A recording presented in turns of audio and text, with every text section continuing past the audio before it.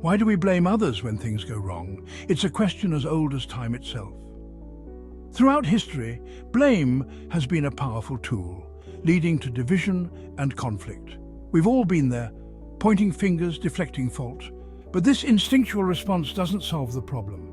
Blame is a universal phenomenon, almost as natural to human behavior as breathing. From the moment we can talk, we start to learn the art of blaming. It's often seen in children tattling on each other to avoid punishment. As we grow, this behavior can either become ingrained or consciously controlled. The act of blaming is not confined to any specific culture or society. It manifests globally, crossing cultural and social boundaries. It involves assigning responsibility for a fault or wrong to another person, or sometimes to ourselves, though the latter is less common. It's a psychological defense mechanism that helps people preserve their self-esteem by diverting attention away from their own flaws or mistakes. Understanding this mechanism can provide profound insights into human behavior and interpersonal relationships. Blame is not just a passive concept, but an active engagement that can have serious implications for both the blamer and the blamed. It can lead to a range of emotions from resentment to guilt, affecting mental health and social harmony.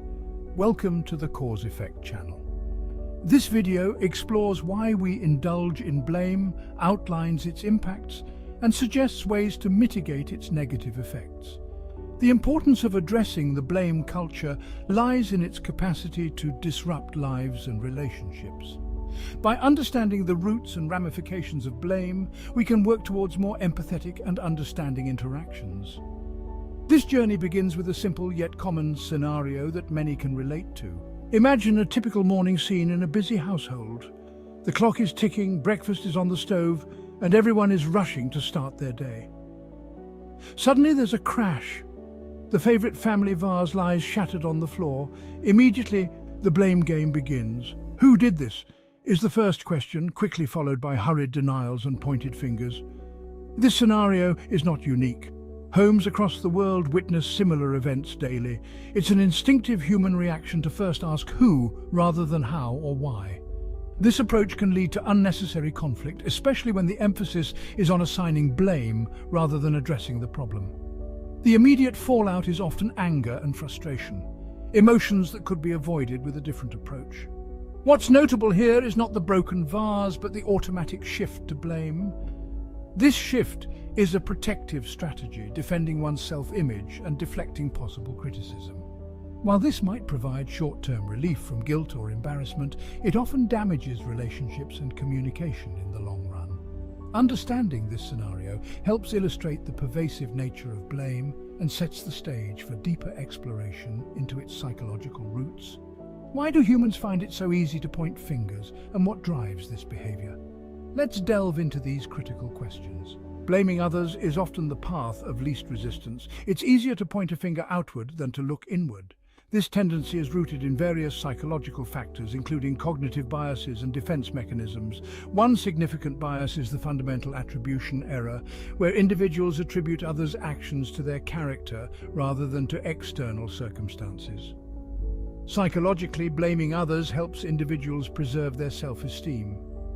Admitting fault requires acknowledging one's imperfections, which can be uncomfortable and threatening to one's self-image. Thus, blaming becomes a shield against this discomfort, a way to avoid self-confrontation and the hard work of self-improvement. Moreover, societal and cultural influences play a substantial role. In many cultures, admitting fault is seen as a sign of weakness or failure, which further reinforces the tendency to blame.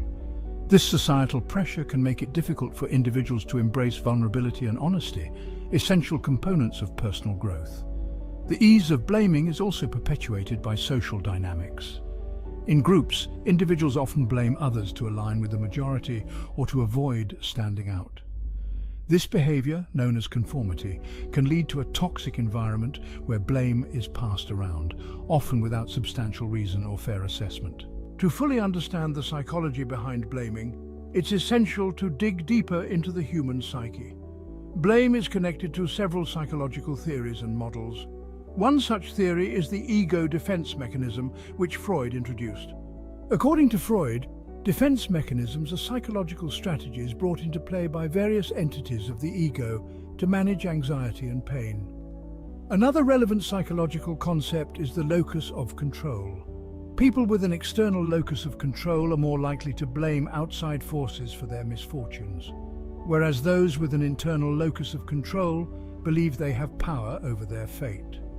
This fundamental belief significantly influences how a person deals with setbacks and challenges. Cognitive dissonance, a term coined by Leon Festinger, is another crucial factor. This occurs when there is a conflict between beliefs and behaviors. To reduce the discomfort from this dissonance, individuals often alter the facts of the situation rather than their beliefs, leading to blame.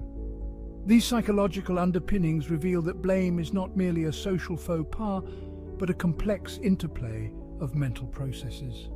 By understanding these processes, individuals can begin to see how their actions and reactions contribute to the culture of blame and look for ways to counteract this instinct. The impact of blame extends beyond immediate emotional responses. It has long-term effects on relationships. When blame becomes a regular response to problems, it can lead to a breakdown in communication and trust. This erosion of trust is particularly damaging in close relationships, where mutual understanding and support are crucial. In a relationship where one partner consistently blames the other, the blamed individual may begin to feel resentful, undervalued, and misunderstood. This can lead to withdrawal or counterblame, which only exacerbates the conflict. Over time, this pattern can solidify, making it difficult for either party to engage positively or seek resolution. Moreover, blame can stunt personal growth. When individuals focus on blaming others, they miss the opportunity to learn from their mistakes. This avoidance can halt their development as they do not address underlying issues or consider alternative behaviors that could lead to better outcomes. In workplaces, a blame culture can suppress innovation and risk-taking. Employees in such environments fear the consequences of mistakes and therefore are less likely to propose creative solutions or new ideas. This fear can stifle growth and development within the organization, leading to a less productive and more toxic work atmosphere. Breaking the cycle of blame requires conscious effort and self-awareness. The first step is cultivating a strong sense of self-reflection. This involves taking time to consider one's actions and the motivations behind them. By regularly engaging in self-reflection, individuals can start to recognize patterns in their behavior that lead to blaming others. Developing empathy is equally important. Empathy involves understanding and sharing the feelings of another person. When individuals try to see situations from the other person's perspective, they are less likely to blame and more likely to communicate effectively. This shift can foster stronger, more resilient relationships. Another practical step is to adopt a problem-solving mindset. Instead of asking who is to blame, the focus should shift to what can we learn from this? This approach encourages a constructive response to mistakes and setbacks, promoting learning and improvement rather than punishment or embarrassment. Lastly, creating an environment that supports honesty and vulnerability can help mitigate the impulse to blame. This means encouraging open communication and expressing understanding and support when mistakes occur. Such an environment can transform how individuals interact with each other, reducing the prevalence of blame. Understanding why we blame and how it affects our interactions with others is crucial for initiating change. By acknowledging the psychological roots and social implications of blame, individuals and communities can begin to foster a more compassionate and supportive culture. Education plays a vital role in this transformation. Workshops, seminars, and even informal discussions about the psychology of blame can enlighten individuals about their behaviors and inspire them to adopt new approaches. These educational efforts can demystify the reasons behind blaming and highlight the benefits of a blame-free environment. Furthermore, promoting a culture of accountability and personal responsibility can help decrease the tendency to blame. When individuals accept responsibility for their actions, they model behavior that values honesty and integrity. This can have a ripple effect, influencing others in their personal and professional networks to act similarly. Ultimately, understanding leads to better self-management and improved relationships. It empowers individuals to take control of their actions and their impacts, paving the way for more effective and harmonious interactions. This understanding is not just about reducing blame, but about enhancing the quality of our daily lives and relationships. This exploration of blame has revealed its deep-seated nature in human behavior and its wide-reaching effects on relationships and personal growth.